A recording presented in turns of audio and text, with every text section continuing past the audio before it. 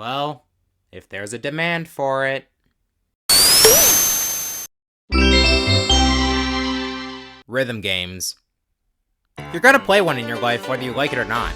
Doesn't matter if you hover around a few franchises, play literally anything, spend 62% of your life on Roblox, or only know what a phone is. Rhythm games are everywhere.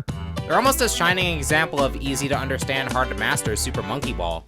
Whether it's the series that refused to leave the Wii until 2021, the series Activision refused to breathe with, part of a minigame collection, the way your RPG handles attacks, or he who shall not be named. But you look at the bona fide rhythm experience, and you see where its influence clearly lies. The game that crafted the rhythm landscape. Dance aerobics on the NES.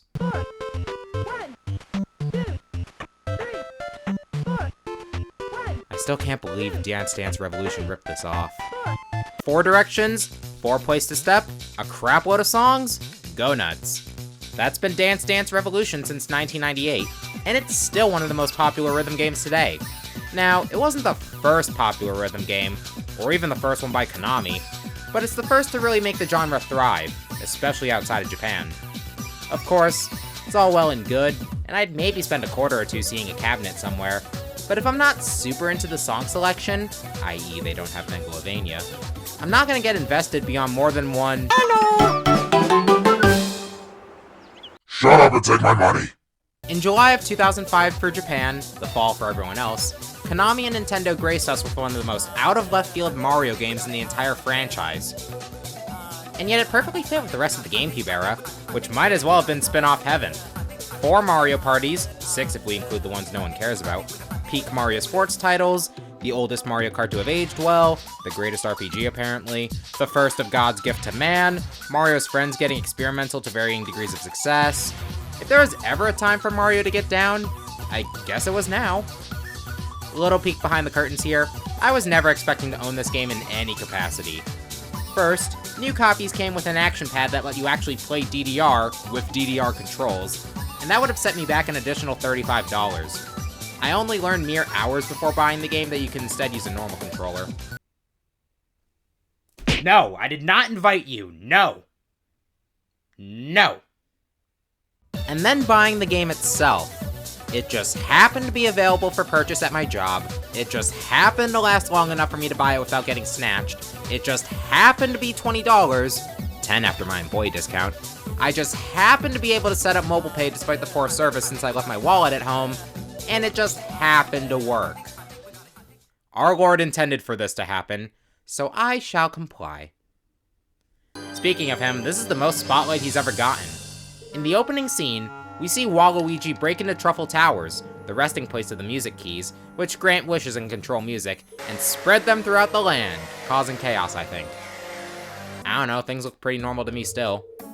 Either way, Toad calls upon one of the Mario Bros to help get the keys back, tagging along purely to talk. You know, usual Toad things. Now, the first story mode cutscene serves as our game opening, so before we continue, let's familiarize ourselves with the controls. Leaving the game at the title screen gives you a tutorial, but it's DDR, I already summarized it a little over 2 minutes ago. Instead, we learn by doing with the only song unlocked by default, up, down, left, right. Piss off! They took Twinkle Twinkle Little Star and made it sound like it came from Pokemon Coliseum or XD. I don't know how you do that, but I'm not complaining. By the way, soak in all the Luigi you can get, because I spent the rest of the game playing as Mario. A shame we can't see others bust a move in the free play, but let's be real. There'd be only one correct character to choose. Anyway, let's enter that story mode. We choose normal because I'm not 12 anymore. Wow, this looks a lot like Mario Party. I'm not even talking about the models and non-dancing animations being ripped straight from the GameCube games. Which they are, by the way. The entire game uses the same engine. Just the premise, the aesthetics, the UI, minigames popping up. It's all very party-like.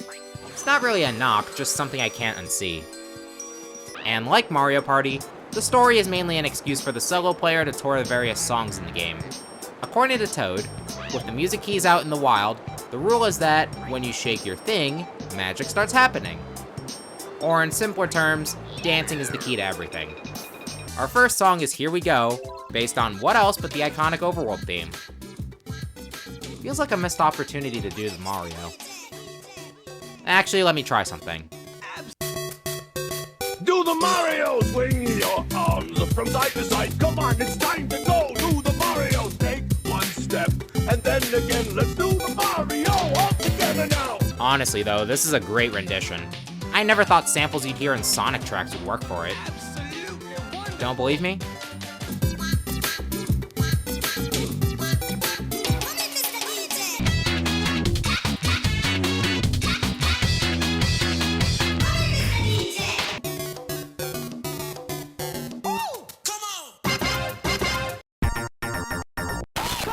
You know, I thought I picked normal mode, not easy. With the river crossed and a random game of Whack-A-Goomba finished, little else stands in the way of our target.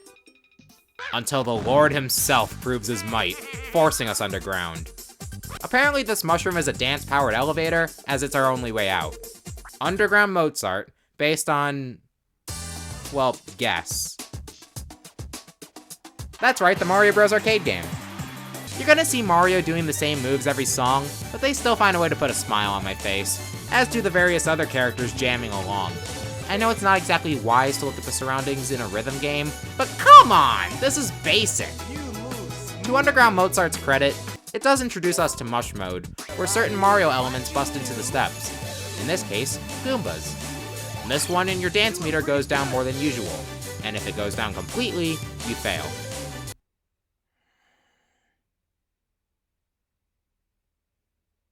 Following the Underground Mozart, we're introduced to our first shop, which sells little boons in case the dancing is giving you trouble.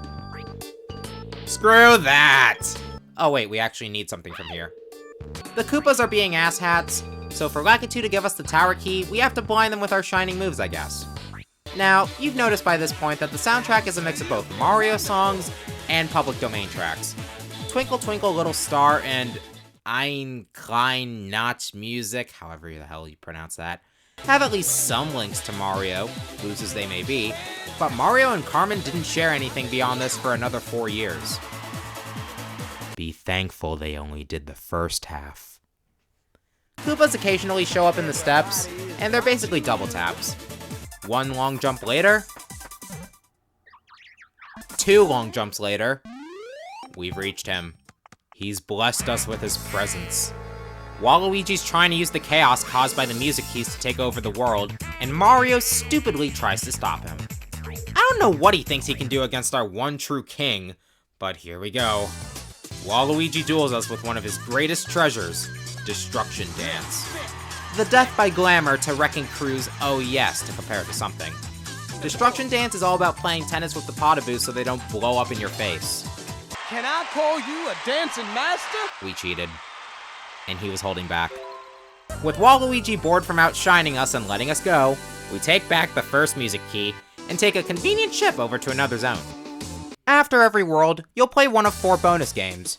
Coin Block Blitz on a diet, Shell Game on a diet, the Vine from Super Mario Bros. 1 with added spikes, and a trampoline. It took me 3 tries to understand what I was doing with the trampoline. World 2. As we arrive, an inconvenient tornado swerves us off course and turns Toadette's Hotel into a corkscrew. She kinda looks better, actually. And by we, I mean you! Not gonna lie, this game has some shades of being self-aware, and I'm all here for it. Toad, you're still not helping anyone. Jump, Jump, Jump is back to basics. Just play your best moves to the sweet rave music going on. I never really liked the athletic theme from Mario 3 that much, but remixes like this really made me warm up to it. Now, the next song, I think is the best way to display this game's weird sense of logic. La la la la, la la la la, Mario's oh crap, Whirlpool, we're gonna die! Wait, we got out just fine? Toad, what do you mean we need to go into it? Let's stop to catch bananas now! I'm a pirate in this world only, and you can't buy my engine that I know is for your ship. Citizen's moment! Okay, fine, we'll have a fishing competition for it. Dance, dance, dance! Yep, fishing frenzy time. We got Seiko's post here, which actually showed up in Yoshi's Cookie previously, and isn't my first rodeo in playing the song in a rhythm game. See? Aces. Now that we resist the Whirlpool, immediately we jump into the Whirlpool, where Spinies try to deceive you into stomping on them. You know, if Pomp and Circumstance jammed this hard at my graduation, maybe I wouldn't have hated it as much. Within this random temple-looking place, we find the second... You know, I still haven't played Sonic Frontiers. Blooper Bop, where we bop bloopers and tentacles alongside bopping to Mario 1's water theme. Honestly, not much else to add. With how long he takes to fall, you can finish the cutscene before he does. World 3, giving me massive Banjo-Tooie vibes even though I've never played the game. We're barred off by some Hammer Bros, with only one way to pass. Hammer Dance takes the ground theme of Mario 3 and gives it some heavy Hispanic vibes. There's the occasional hammer in play, but it isn't much different from the Potaboos if I'm being honest. Once we're in, we catch a totally not familiar figure on the coaster holding the key, prompting us to chase him down. And by chase, I mean bump around on the coaster to Mario Circuit from Double Dash while the occasional coin switch appears to give us money we don't need. And then we play a game of Koopa Murder. Our priorities are as straight as Yoshi Valley. We're forced to enter a house that Toad doesn't think is haunted. Do you not see the tombstones, Toad? Of course there'd be a haunted area in this park. Mario 2's ground theme gets a sick remix here. We have to bop every Boo Diddly that comes up. Yes, that's an official name. So that the big Boo Diddly doesn't buy us a diamond ring. We don't want to fall prey to a scary creature in a rhythm game after all.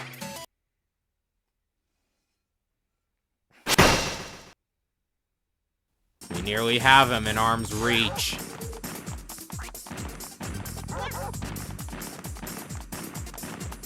I love how instead of using this time to retreat, Wario's just confused. After another game of long run, we corner Wario despite him falling behind earlier. His goal? To make DDR Wario Mix. It's an exploration of greed, stench, and stubby legs through interpretive dance. I'd buy it. Starring Wario is the most Nintendo has ever acknowledged Wario World since its release, and it brings back the Potaboos. See, that's why the Lord was holding back. He was training us for a second in command. Thankfully, Wario isn't quite as glorious as the king, so we're just barely able to scrape by without having to cheat. World 4. This one is cold. And I'm not gonna lie, it has a cold opener. Frozen Pipes, based on Old Folks at Home, Florida State song. The minute Florida ever looks like this is the moment nuclear winter begins. But yeah, Old Folks at Home. The irony is not lost on me, nor is the fact that they changed the lyrics 3 years after this game came out for... progressive reasons. Not only is this song honestly one of my least favorites, but the Mush Mode variant takes some getting used to. The Cheep Cheeps make the steps shift places. It's a frustrating gimmick until you realize the notes only ever shift one place, but it can still trip you up. I say as I got a perfect score. Unlike the pipe in World 1, which had a similar aesthetic but was just an escape sequence, this one actually gets us further up the mountain.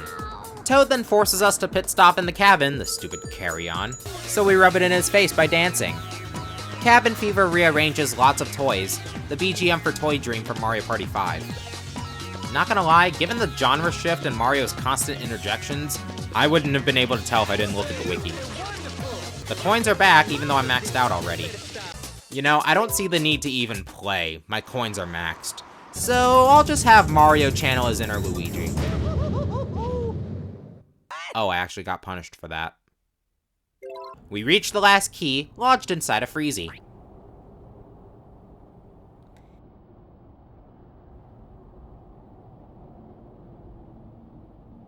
Hey, Mario! Why don't you melt him with your hot dance moves? We melt the Freezy by dancing to Deep Freeze, and it's taking all my willpower not to sing Brental Floss lyrics because it's a cover of Fever from Dr. Mario. What was chill too on the nose? It repeats Boo Boogie's gimmick, only with fire flowers to block a big Freezy. Once it's gone, we have all the keys, and we can finally roll- Ooh, cool sled! Why don't we ever see it again? Oh, that's why. Rendezvous on Ice, a dancing sprint down the mountain based on Les Patineurs. And while I initially thought this was from the Nutcracker being a waltz and all, I realized that the place I recognized it from was actually Mario and Sonic 2010. which also had the Nutcracker. Gotta say though, the visuals here are pretty, par for the course with winter levels. This game isn't necessarily pushing the GameCube to its limits, but I think it looks nice still. With nothing else to do, Toad returns the keys to the castle. We long jump the flag again for some reason, and What's up, Jazz? yeah, Sleigh Ride wasn't exactly a climactic finish, now was it? Bowser steals the keys, forcing us on our bike once again. We make our way to the castle with the penultimate track, Always Smiling, which I can't say or read without thinking of Meta Runner. You don't pass either. Bullet Bills replace some of the steps, with their blasters being destroyed after 3 hits. This song shouldn't work as an epic chase to the finale, but it does. With the visuals of the brass flying toward Bowser's castle, I had Core from Undertale on my mind as I was playing. At last, the real final challenge. We take the music keys back from Bowser, but he's not gonna give them up without a fight. Of course, this is Bowser, the slowest character in Melee, consistently terrible acceleration in the early Mario Karts, and I've had all A's so far. Yeah, at this point, he's just another drop in the bucket. Holy sh! Bowser got moves! As far as boss fights and dedicated rhythm games go, I'm not sure you could really do much better than this. Bowser's Castle from Double Dash plays in an intense breakcore remix, and you need to tap rocket parts to smack the big guy over and over until he gets the Team Rocket treatment. All he wanted was to cure his tone deafness? Geez, our lord really cemented his place by being the only antagonist with a threatening goal. Mario prays to Waluigi, allowing a little piece of the music keys to rest in everyone. The credits roll, allowing you to play along to the original overworld theme from Mario 1, and there we have it! The game is over. Wait, why are there still empty spaces? Does Luigi have his own exclusive songs or something? Well, no. Instead, you unlock We Have New Game Plus at Home. A rerun of the story with some minor differences, the differences being the songs we missed. Underground Mozart is replaced with Pipe Pop, based on something I've never heard. Fishing Frenzy is replaced with a rock remix of Mario World's overworld theme called Pirate Dance. Into the Whirlpool is replaced with Step by Step, the result of Mario World making love with T. Lopes' cover of Springyard Zone. I can't be the only one who hears it, right?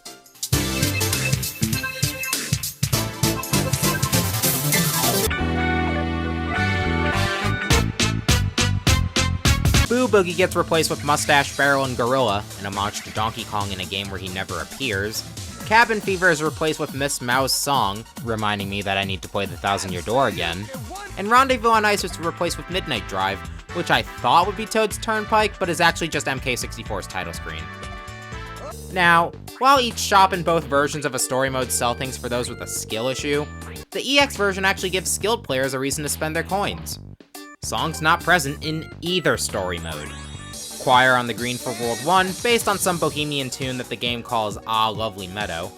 Hop Mario for World 2, based on Mario World's title screen.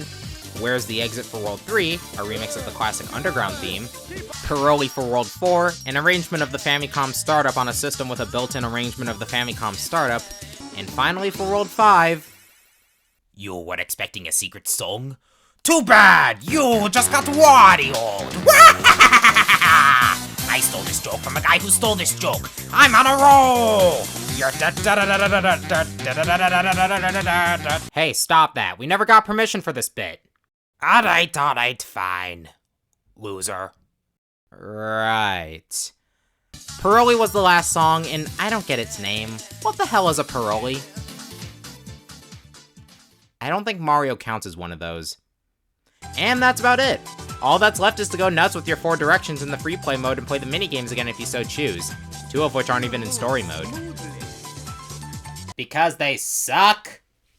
You can repeat the story mode on higher difficulties after beating it on normal, but you really only need 2 playthroughs at most, and never actually have to play on hard like I did for the EX run. The difficulty options as a whole kind of fascinate me since the songs still progress and challenge. Normal can range from mild to completely brain dead, and the only difference Easy makes is that the songs will only use 2 directions. Hard ranges from mild to a little difficult, and is my usual comfort zone. Very hard isn't always so bad, but it can get pretty taxing on later songs. Beat one of them, and you'll unlock the super hard variant, which at that point is just note for note and makes me think the devs wanted you to bleed. Bowser's Castle just ignores the difficulty outright. I'm surprised I didn't die this go around on Story Mode EX. Instead of the actual 5 levels, it's hard, hard, very hard, suffer, and burn in hell with everyone who dissed Waluigi. How does someone ace this? Let alone on a DDR pad? And when I say burn in hell, I mean do it slowly, because I'm pretty sure the penalty on the dance meter was lessened for super hard mode. I mean, can you blame me? This is the best result I can manage 1 level lower! I may be the kind of guy who makes sure not to miss a single note or I'll fail the full combo half the time, but I can't be bothered with mastering the highest difficulty for most of these. I'm content having what I hope is the hardest achievement the game has, getting a 200 combo. It took a lot of retries on Here We Go Super Hard mode, only for me to learn that the much easier Garden Boogie's Very Hard mode has just enough notes. What, expecting me to actually do well enough in the other qualifying songs? Honestly, I'm surprised I kept the review going as long as I did. After all, a dedicated rhythm game is like a cheeseburger or buttered pasta. It's not the best you can do, nor will it last long if you don't let it, but damn is it good in the moment and easy to come back to. That summarizes DDR Mario Mix to a T. It's not the high art highlight of Mario's spin-off career.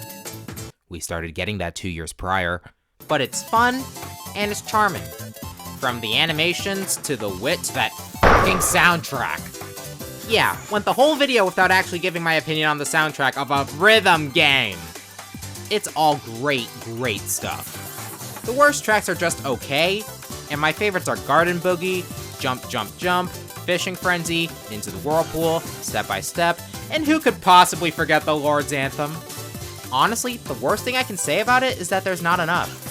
29 songs, 6 of them either loosely connected in hindsight thanks to the eventual Olympics games or not at all, when standard DDR games had more as early as second mix in 1999. Mario hasn't had a dedicated rhythm game since, and given Konami's current reputation in Mario's spin-off landscape today, well, I wouldn't say it's impossible given Brothership was allowed to exist, but it's highly unlikely. Still though, I'll soak up as much as I can jamming along to this game's beats, praying I don't get swindled by a stray note. Thanks, retail job. You did good. Doesn't mean I'm coming back. Thank Waluigi, I managed to avoid mentioning the demon this entire review. Hey, what's up? Waluigi. Launcher.